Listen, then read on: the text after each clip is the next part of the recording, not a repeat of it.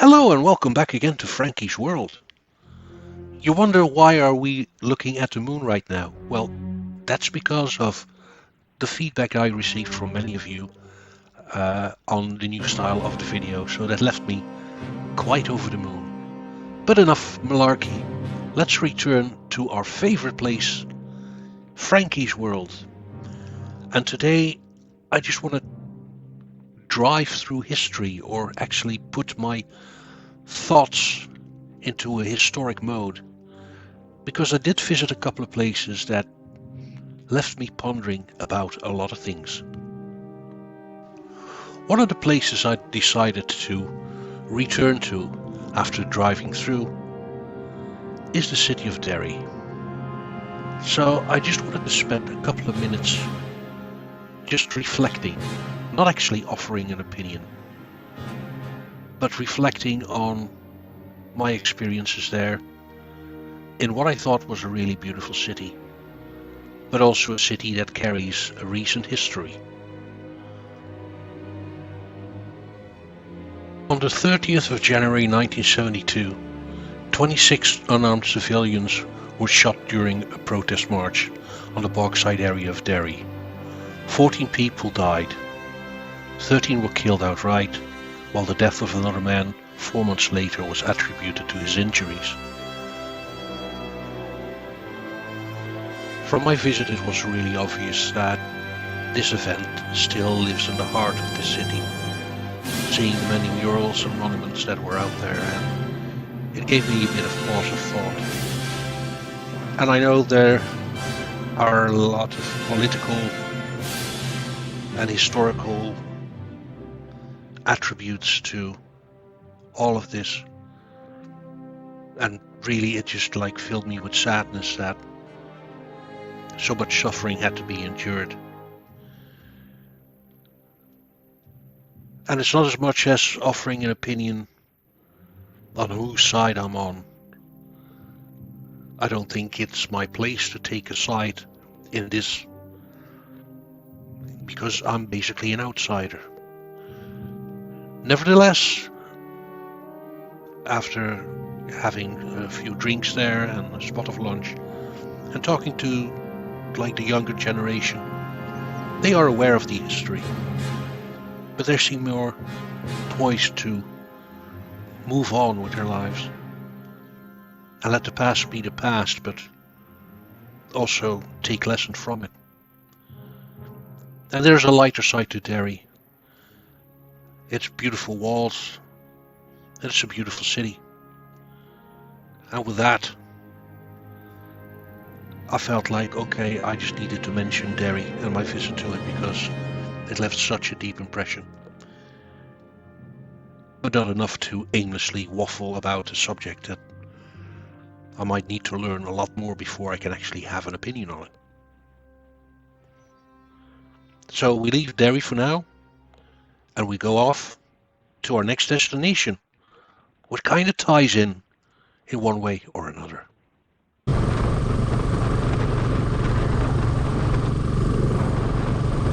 And our next destination might be a little bit more light-hearted, because it is the Isle of Doe.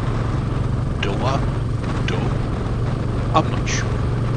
In Irish, I would even mispronounce it even worse, but it means the Isle of the Dew. And it is a small peninsula to the north of Inishowen on the north coast of County Donegal. Once it was an island, but over time the channel between Doha and the mainland silted up and it became joined by the mainland. Nevertheless, the area continued to be referred as the Isle of Doha or Doe Island.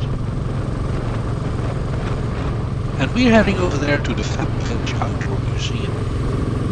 It tells the story of an Irish family from the 18th century to the present day. Doe Family Village tells the story of a Donegal family and a community living on the edge of Donegal and surviving from Fremen times right up to the present day. A visit there also helps explain the road to peace in Northern Ireland, Ireland in the Celtic Tiger, and the current economic collapse. Doe Family Village contains a wide selection of actually sized attractions, including some original dwellings which were still inhabited up to 20 years ago. And it was quite fascinating because the tour guide then guided us around and told us all kinds of interesting things about the village. Actually lived in the cottage where he was explaining that running water and electricity didn't come in until the 1980s. Wow, that puts things into perspective. Several of the townlands within the island dome are mentioned in the 1656 Hart money rolls, a tax levied on chimneys whose revenue were used to support the royal household. A total of 18 households paid a tax, and 11 of those households carried the name of O'Doherty, so maybe that's where the island got its name. The main economic activities in that area at the time were the cultivation of oats, barley, wheat and rye. There was also some salmon and seal fishing. Lord Donegal was also the main landlord in Carrickfergus and Belfast. A lot of interesting information about the area that I learned there during my visit. And some of the famine village buildings, there's even like an Orange Hall, a Presbyterian meeting house, a Mass Rock, a hedge school, and a Republican safe house. It really depicts the diverse history and culture of this growing on the Inishowen Peninsula, and I really have to give the owner props. He really went out of his way, and he was a Catholic, but he really went out of his way to actually build a Orange Hall, which was a meeting place of loyalists. And he told me a story of a bunch of bikers coming through, and they were checking out the village. And before they left, they turned to him and he said, like, "We'll be back and sort out your Orange Hall." So he wasn't really sure how to take that, and thinking like, oh, they might come back and torch the place or something like that. But it was none of that. A couple of months, these guys showed up, and they brought all kinds of ornaments and all kinds of paraphernalia, or what do you call paraphernalia? Usually I associate that with other hobbies. But they brought in like loads of stuff from original Orange Halls, and so he can like make the place even more authentic.